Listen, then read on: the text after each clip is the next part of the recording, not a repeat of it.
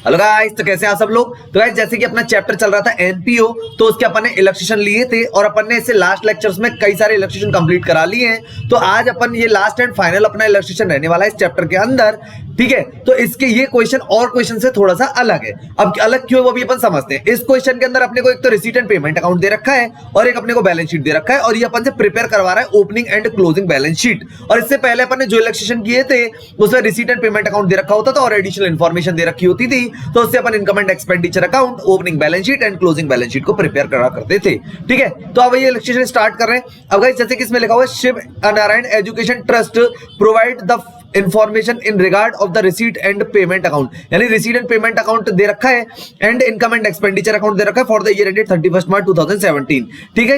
इसमें अपने को ओपनिंग कैश बैलेंस दे रखा है, cash in hand, cash at bank, subscription दे रखा है, अपने को एंट्रेंस फीस दे रखी है, ट्यूशन फीस दे रखी है, इंटरेस्ट ऑन इन्वेस्टमेंट दे रखा है और मिसलेनियस रिसीट दे रखी है, ठीक है। अगर अपन इनकी बात करें तो सब्सक्रिप्शन भी रेवेन्यू नेचर का है, एंट्रेंस फीस रेवेन्यू नेचर की है, ट्यूशन फीस रेवेन्यू नेचर की है, इंटरेस्ट ऑन इन्वेस्टमेंट है और मिसलेनियस रिसीट, ये सारी की सारी रेवेन्यू नेचर के हैं। अब गाइस इसके बाद थोड़ा सा बात कर लेते हैं इसके अंदर कि printing and stationery, lighting water, rent, advertisement, miscellaneous, staff salary, furniture जो इन्होंने परचेस किया ये कैपिटल नेचर का है, होनोरेरियम रेवेन्यू नेचर, बुक्स जो है ये भी अपनी कैपिटल नेचर की, यानी कि एक तो फर्नीचर और एक ये बुक्स, ठीक है। उसके बाद कैश इन हैंड दे रखा है, कैश एट बैंक, ये क्लोजिंग बैलेंस दे रखे हैं। और इन्होंने कहा कि 31 मार्च 16 को, यानी कि 31 मार्च 16 यानी 31 मार्च 17, इसका मतलब अगर अपना कोई भी ईयर स्टार्ट हुआ होगा तो 1/4/16 से लेके और 31/3/17 तक का अपना ईयर जो होगा इसकी बात चल रही है। तो 1/4/16 को जो ओपनिंग बैलेंस थे वो थे अपने पास, एक तो इन्वेस्टमेंट था 1,60,000 का, फर्नीचर था 40,000 का और बुक्स थी अपने पास 20,000 की, ठीक है। उसके बाद अपन बात कर लेते हैं एक्सपेंडिचर और इनकम स्टेटमेंट दे रखा है अपने को, और ये एक्सपेंडिचर के बारे में बता रखा है और ये अपने को इनकम के बारे में बता रखा है। तो अपन क्या करेंगे कि पहले पेमेंट साइड को और पेमेंट साइड इसकी यानी रिसीट एंड पेमेंट की और एक्सपेंडिचर, इनकम एंड एक्सपेंडिचर का एक्सपेंडिचर साइड को मिलान करेंगे और इधर रिसीट साइड को और इनकम साइड को मिलान करेंगे और इससे अपन बैलेंस शीट को प्रिपेयर करने वाले हैं। आई होप कि गाइस ये बात आपको अच्छे से समझ में आ गई होगी। तो गाइस अपन बैलेंस शीट स्टार्ट करते हैं। सबसे पहले अपन ओपनिंग बैलेंस शीट बनाएंगे, ठीक है। इसमें अपने को ओपनिंग बैलेंस शीट बनानी है क्योंकि इसमें इनकम एंड एक्सपेंडिचर गिवन है, तो अपन बनाएंगे बैलेंस शीट। और उसको गाइस थोड़ा ध्यान से समझेंगे क्योंकि इसमें मेन जो फोकस रखना है वो अपने को बैलेंस शीट पे रखना है, क्योंकि इनकम एंड एक्सपेंडिचर अकाउंट और रिसीट एंड पेमेंट अकाउंट अपने को गिवन दे रखे हैं, ठीक है। तो यहां पे लिख दिया अपन ने लायबिलिटीज, यहां पे लिख दिया अपन ने अमाउंट, यहां पे अपन ने लिख दिया एसेट्स और यहां पे अपन ने लिख दिया अमाउंट। अभी किसकी बुक्स में बन रहा है यहां पे भी लिख देते हैं, in the books of Shiv Narayan,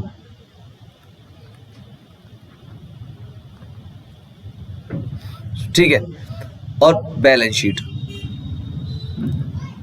as on 31 March 16 लिख सकते हैं या 1 अप्रैल 16 लिख सकते हैं, ठीक है। क्योंकि 31 मार्च 17 अपना क्लोजिंग ईयर, तो इसका मतलब ये स्टार्टिंग जो थी वो 1 अप्रैल से स्टार्ट हुई, तो अपन तो क्लोजिंग बैलेंस शीट बना रहे हैं कि 31 मार्च 16 की, तो यही ओपनिंग बैलेंस शीट हो जाती है, ठीक है। तो अब जरा इसको समझने की कोशिश करते हैं। सबसे पहले अपन को क्या करना है, पहले बात ये जो लिखा हुआ है यहाँ पे आपको सबसे पहले जो एडिशनल इन्फॉर्मेशन ऑन 31/12/16 को अपने पास एक तो इन्वेस्टमेंट थे, तो अपन पहले इन्वेस्टमेंट लिखेंगे असेट साइड, पहले एडिशनल इन्फॉर्मेशन को निपटाएंगे अपन, ठीक है। तो 1,60,000 लिख दिया जी अपन ने।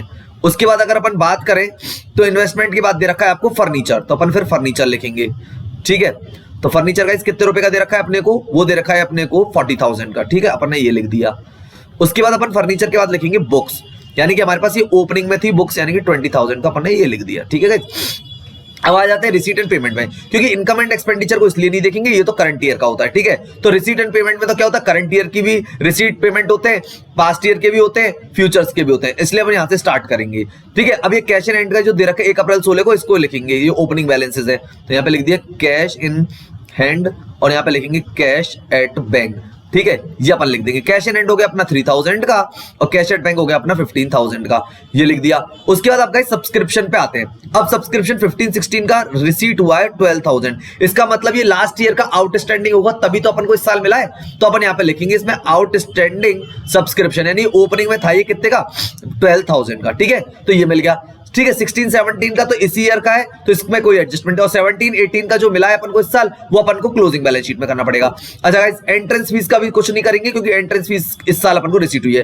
ट्यूशन फीस की बात करें तो 16-17 का और 17-18 का दे रखा है, इसलिए इधर भी कुछ नहीं करेंगे। अगर 15-16 से रिलेटेड कोई आइटम होगा तो उसका अपन एडजस्टमेंट यहाँ पे करने वाले हैं। इंटरेस्ट ऑन इन्वेस्टमेंट में 15-16 आ गया, इसका मतलब ये आउटस्टैंडिंग होगी इंटरेस्ट जो कि अपन को यहाँ पे मिली है, तो यहाँ पे लिख देते हैं आउटस्टैंडिंग इंटरेस्ट ऑन इन्वेस्टमेंट। ठीक है गाइस कितने रुपए इसकी 4000 का, तो अपन ने इसका भी कर दिया है। ठीक है उसके बाद अपन अगर बात करते हैं इधर की साइड की, तो पेमेंट साइड में कुछ भी इस तरीके का नहीं दे रखा है कि अपन को उसका एडजस्टमेंट करना पड़े। ठीक है अब बस इतना ही एडजस्टमेंट था। अब इसको अपन टोटल कराएंगे और देखेंगे कितना आ रहा है अपना कैपिटल फंड। तो यहां पर लिखेंगे कैपिटल फंड बैलेंसिंग फिगर। ठीक है गाइस इसका अपन टोटल करने वाले हैं। अब टोटल जरा देखते हैं सर कितना 1,60,000 प्लस करेंगे इसमें 40,000 प्लस करेंगे इसमें 20,000 प्लस करेंगे इसमें अपन 3,000 फिर इसमें अपन प्लस करेंगे 15,000 फिर अपन इसमें प्लस करेंगे 12,000 और फिर अपन इसमें प्लस करेंगे 4,000। तो गाइस ये आ रहा है 2,54,000। कितना आ रहा है 2,54,000 आ रहा है अपना 2,54,000। तो यानी कि अपना जो कैपिटल फंड आया वो 2,54,000 आ गया है। ओपनिंग 2,54,000। अपन ने क्या करा सबसे पहले जो ये एडिशनल इंफॉर्मेशन जो ओपनिंग बैलेंसेस थे पहले वो लिख दिए, इन्वेस्टमेंट फर्नीचर और बुक्स। उसके बाद अपन ने रिसीट साइड देखा कि कौन कौन से इनकम्स जो थी लास्ट ईयर की उस साल रिसीट हुई है, तो लास्ट ईयर वाली इनकम जो है वो असेट साइड आ गई। जैसे कि आउटस्टैंडिंग सब्सक्रिप्शन 15-16 का मिला है और एक इंटरेस्ट मिली है 15-16 की, वो अपन ने इधर एडजस्ट कर दिया। ठीक है और कैश इन हैंड और का कैश एट बैंक का ओपनिंग बैलेंसेस लिख दिए। उसके अलावा और कोई इन्फॉर्मेशन क्योंकि इनकम एंड एक्सपेंडिचर में तो इसलिए नहीं देखना क्योंकि वो तो करंट ईयर का बना हुआ है इसलिए, लेकिन रिसीट और पेमेंट साइड में इसलिए देखते हैं कि लास्ट ईयर वाला भी पेमेंट हुआ होता है। अब यहाँ पे पेमेंट से रिलेटेड कोई भी इंफॉर्मेशन गिवन नहीं थी इसलिए अपन ने पेमेंट का कोई भी एडजस्टमेंट यहाँ पे नहीं किया, तो इसलिए अपन ने सिर्फ यहाँ पे असेट साइड का ही एडजस्टमेंट था और उसके बाद अपन का balancing figure capital fund opening निकल के आ गया है 2,54,000। आई होप कि गाइस ये बात आपको अच्छे से समझ में आ गई होगी। तो गाइस अब अपन बनाएंगे यहाँ पे क्लोजिंग बैलेंस शीट। ठीक है अब क्लोजिंग बैलेंस शीट को देखते हैं किस तरीके से अपन बनाने वाले हैं। ओपनिंग बना ली, उसमें अपन 2,54,000 का अपना कैपिटल फंड आ गया ओपनिंग। ठीक है अब अपन क्लोजिंग बैलेंस शीट बनाएंगे तो उसको एक बार देखेंगे आप अच्छे से।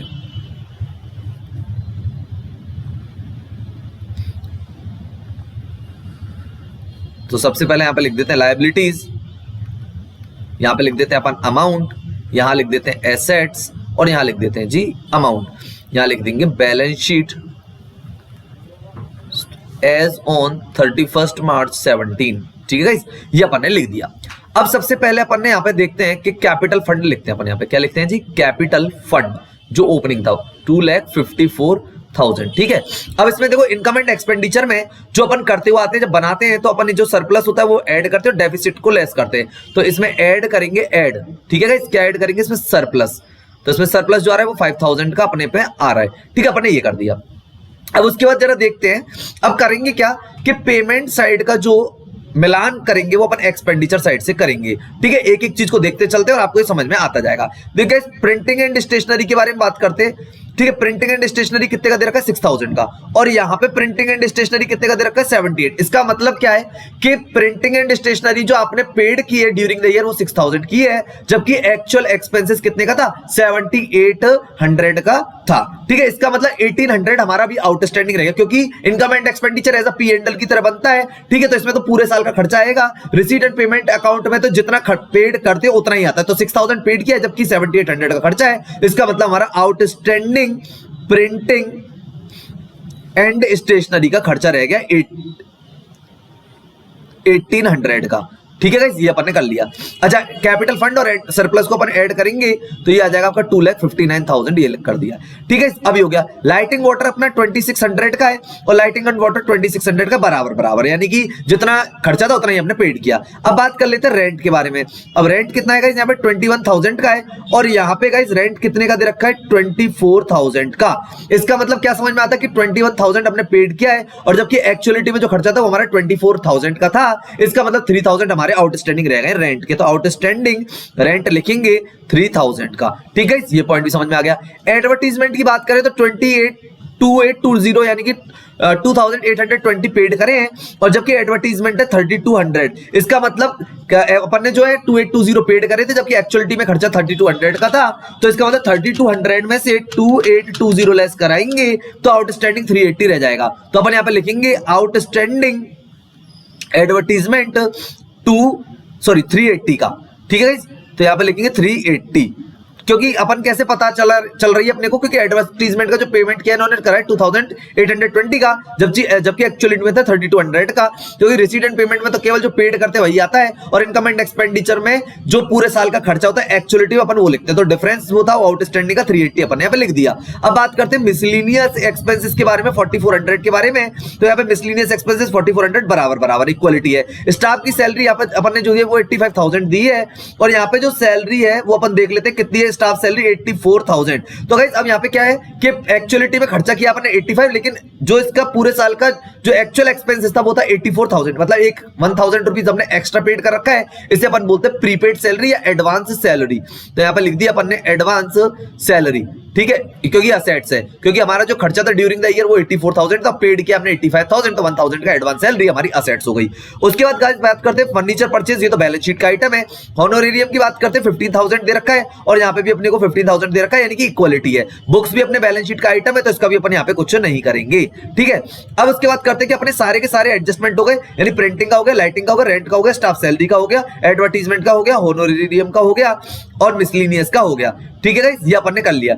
अब बात कर लेते हैं यहाँ पे, अब इनकम साइड की बात करते हैं। तो सब्सक्रिप्शन इस साल का अपना कितना था 46,000 का था, और इस साल का अपन को 46,000 मिल गया, इसलिए कोई भी आउटस्टैंडिंग नहीं रहा, ठीक है गाइस। लेकिन और इस वाले का जो 12,000 का था इसका अपन ओपनिंग में कर दिया। अब रह गया 17-18 का जो साल मिल गया 15,600, यानी कि ये हमारी क्या है इनकम जो हमें रिसीव्ड हो गई एडवांस में, तो ये हमारी लायबिलिटी, उसको यहाँ पे लिखेंगे एडवांस सब्सक्रिप्शन, ठीक है। कितने का है 15,600 का, ठीक है, 15,600 का अपन ने यहाँ पे लिख दिया है। और उसके बाद अपन बात कर लेते हैं, ठीक है, सब्सक्रिप्शन का अपन ने कर दिया है।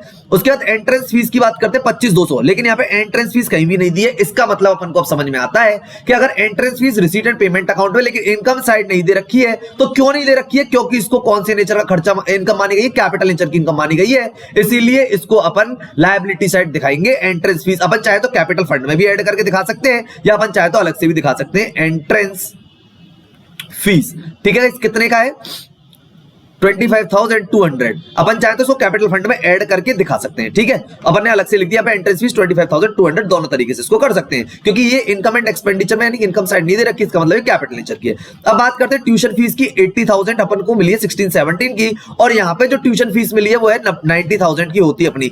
इसका मतलब फीस जो मिली इस साल की जो इनकम थी वो थी 90,000, लेकिन हमको रिसीट हुई है केवल 80,000, इसका मतलब हमारी 10,000 रह गई है। तो अपन यहाँ पे लिखेंगे आउटस्टैंडिंग ट्यूशन फी, ठीक है, जो कि अपन को मिलनी थी लेकिन मिली नहीं है 10,000 की, ये असेट्स है, ठीक है।